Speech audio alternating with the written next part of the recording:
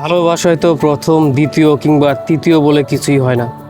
ভালোবাসা তো সেটাই যেটার পরে আর কাউকে ভালোবাসা যায় না।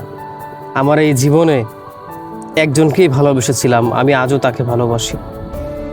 হয়তো চাইলেই আমি অন্য কাউকে ভালোবাসতে পারতাম, কিন্তু ওই যে ভালোবাসা সেটাই যেটা একজনকে ভালোবাসলে তুমি আর অন্য কাউকে ভালোবাসতে পারবে না।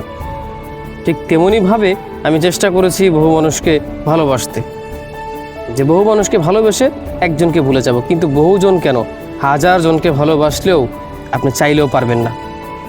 মুখে বলবেন ভালোবাসতে পারবো, চাইলেই আমি হাজার হাজার মানুষের সাথে প্রেম করতে পারবো, ভালোবাসতে পারবো, মিশতে পারবো, কিন্তু না, মন থেকে সেই একজনকেই ভালোবাসতে হবে বা একজন থাকবে।